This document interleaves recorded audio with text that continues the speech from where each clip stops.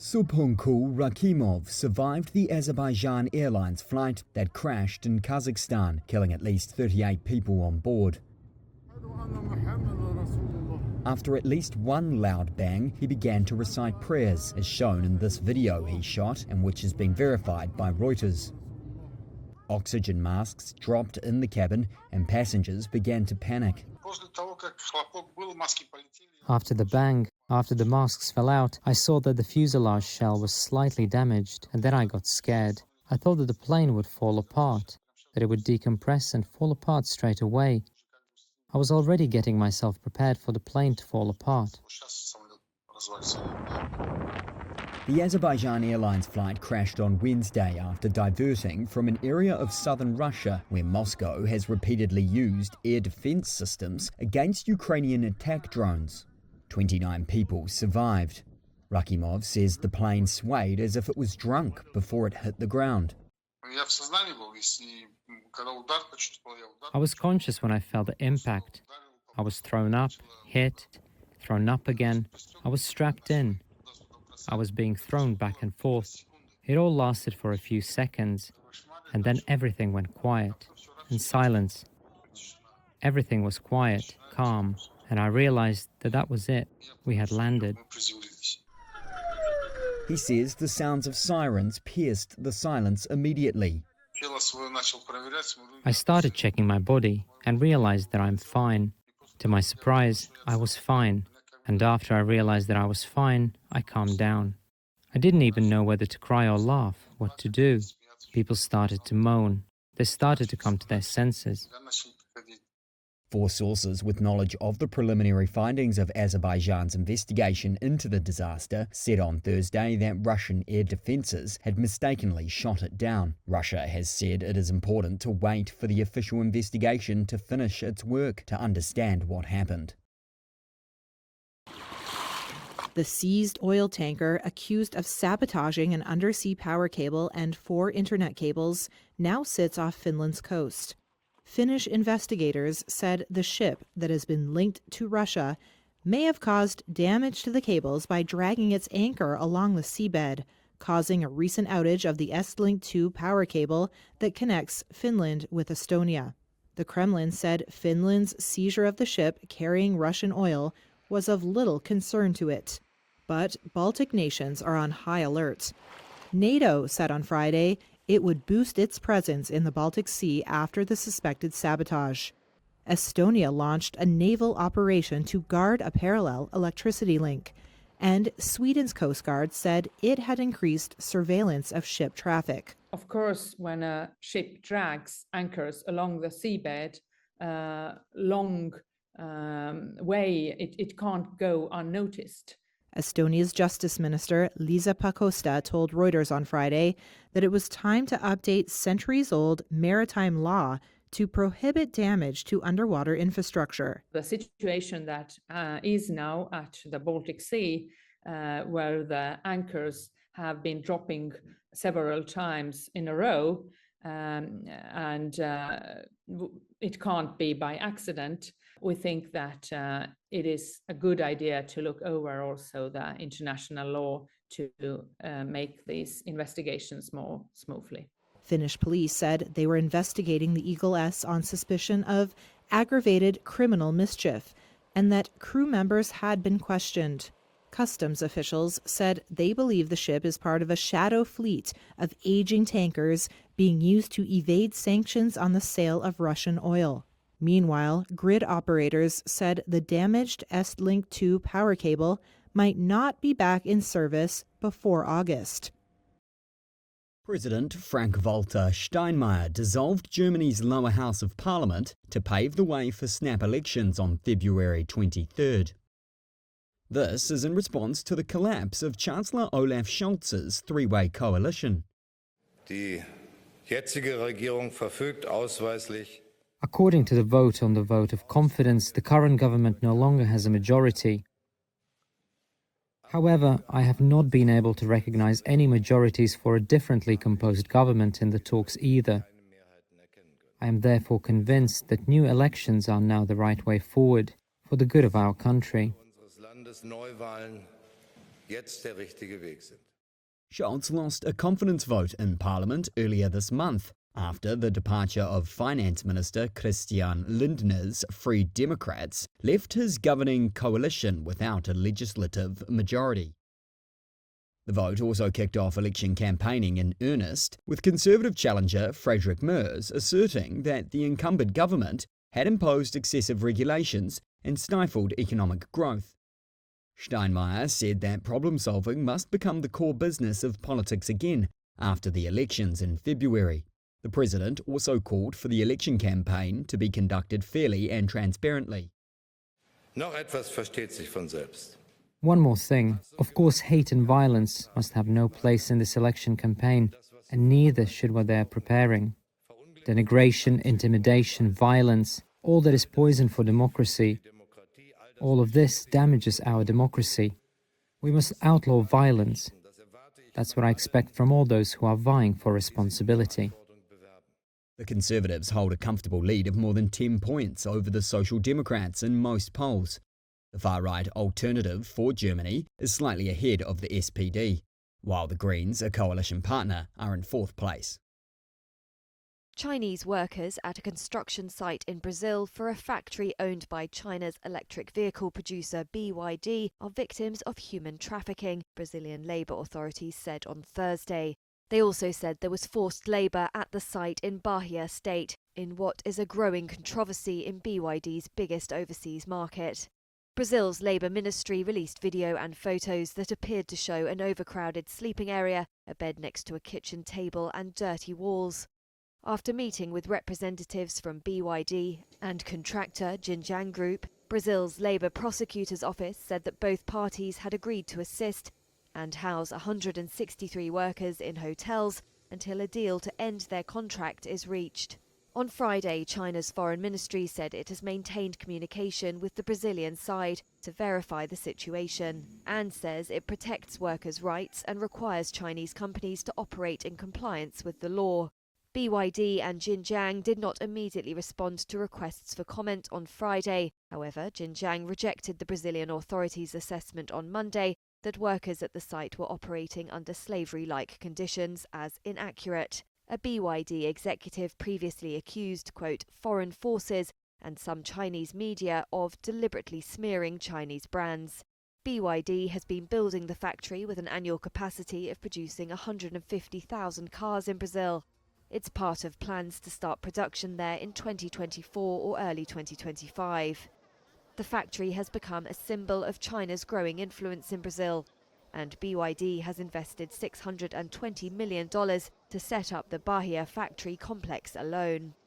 The investigation brings unwelcome attention to BYD when it's seeking to expand globally, having already gained dominance in China. Brazilian authorities said they would meet the companies again on January the 7th and propose a deal. The sailing community is a very close community, and there's about 1,000 sailors on the water in this race, and to lose 2 in this fashion is just devastating. As I'm sure you all know, there were 2 separate boats, and in both cases we believe that the member of crew was hit by a boom. I have no other information as to how that came about and what the circumstances were, so I'm afraid I can't elaborate on that today. The forecast was strong winds to gale force winds. These fleets can handle those winds easily. They're ocean races, they're used to those winds. It was not extreme conditions.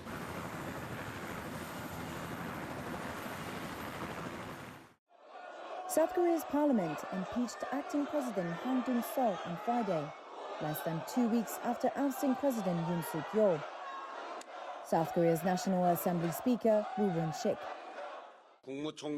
I declare that the impeachment motion of Prime Minister Han Duck-soo was passed, with 192 votes out of 192 votes cast. The motion, led by opposition parties, passed with no opposing votes after the ruling People Power Party boycotted the ballot. This latest impeachment plunges South Korea deeper into the political chaos triggered by Yoon's short-lived declaration of martial law. The South Korean won currency plunged to the lowest since March 2009 amid turmoil. The main opposition Democratic Party unveiled a plan to impeach Han on Thursday after he declined to immediately appoint 3 justices to fill vacancies at the Constitutional Court. Han had said it would exceed his powers as acting president. As the next in line under the law, Finance Minister Choi Sang-mok now assumes the acting presidency. The impeachment also took place on the day that Yoon faced the first hearing in a case that will determine his fate. South Korea's Constitutional Court is to determine whether to overturn his impeachment and reinstate him or remove him permanently from office. Pro- and anti-Yoon groups held separate rallies outside. Yoon was not required to attend Friday's hearing. If he is ousted, a new presidential election would be held within 60 days.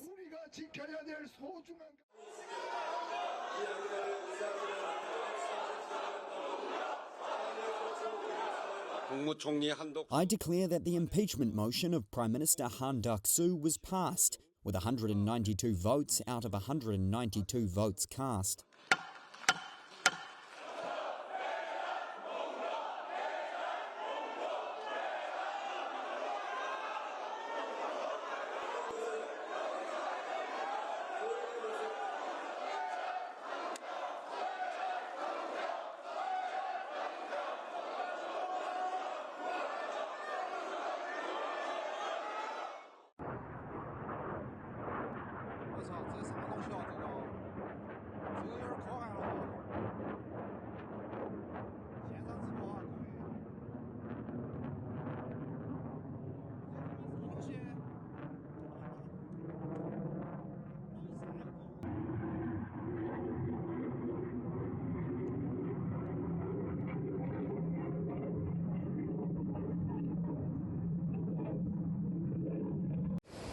Peru declared an environmental emergency after state oil firm Peru spilled a crude oil shipment into the waters of the Pacific Ocean. Peru, whose workers have been deployed in cleanup operations, has not disclosed the amount of oil. However, Peru's environmental watchdog, OEFA, said in a preliminary report that some 10,000 square meters of surface seawater have been affected. Peru said it will maintain cleaning crews, boats and drones to monitor and manage the affected area. Local authorities have reported significant damage to coastal ecosystems, citing harm to plants and marine animals such as crabs. Fishermen have also expressed concern, saying the spill has stopped them from working. We will have a lack of tourism in Lobitos, warned Mayor of Lobitos Ricardo Bancayan Eco, as he urged the responsible authorities to take action.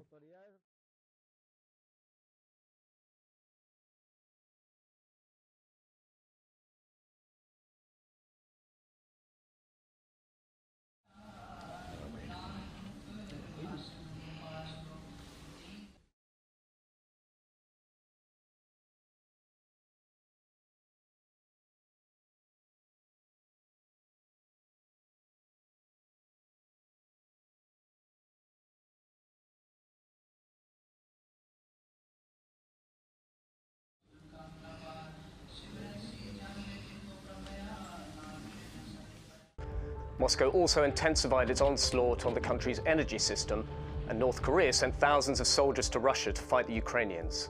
Outnumbered and outgunned, Ukrainian forces have gradually ceded territory.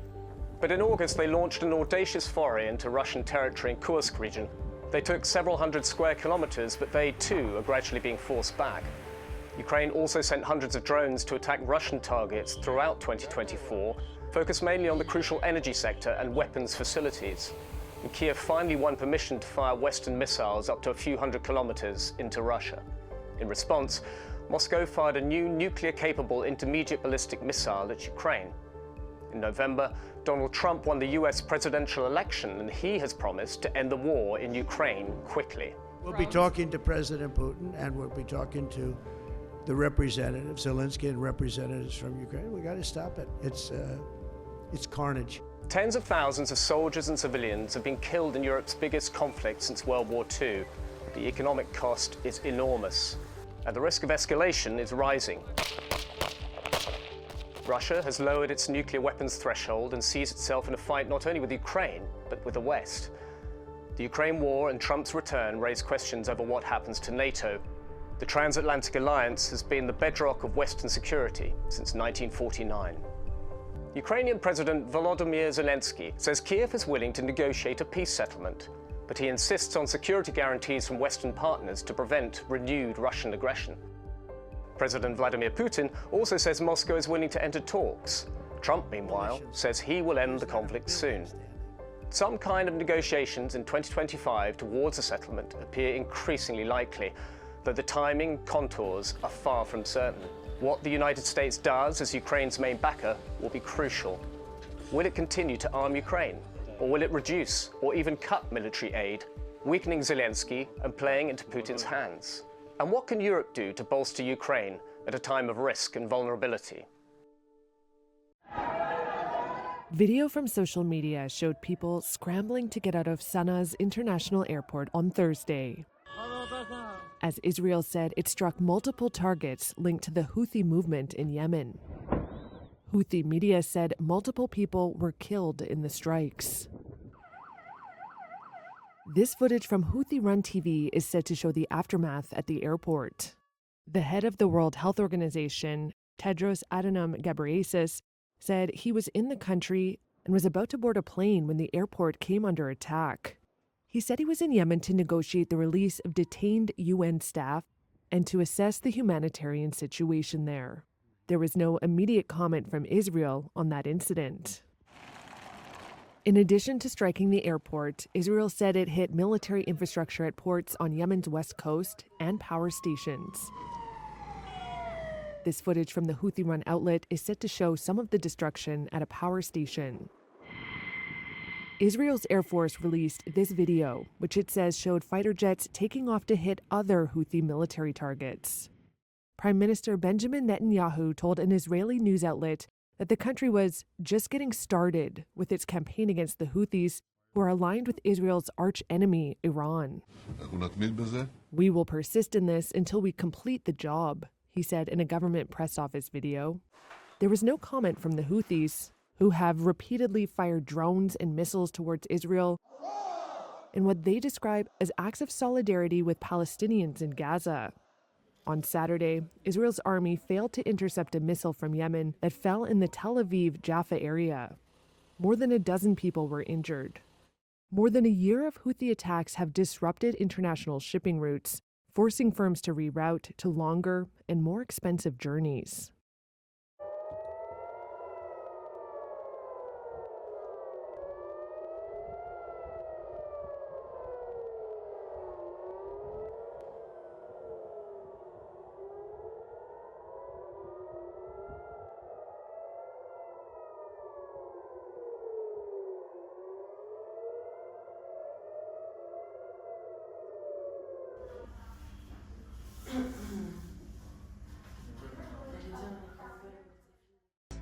അതിനെൻ്റെ മോനെ രാത്രി വരെ കാത്തിരിക്കേണ്ടി വരും. പക്ഷേ തൽക്കാലത്തേക്ക് ഞാൻ ഈ മേഘത്തിൻ്റെ കയ്യിൽ വെച്ച് ഉമ്മ കൊടുത്തു വിട്ടാലോ?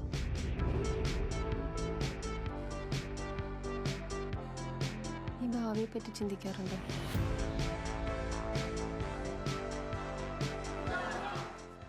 I couldn't believe it.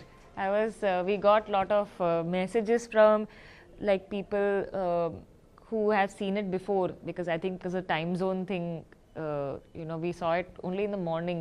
A lot of people had seen it, so my WhatsApp was like inundated with so many of these messages, and it was, I don't know, it was just so cool.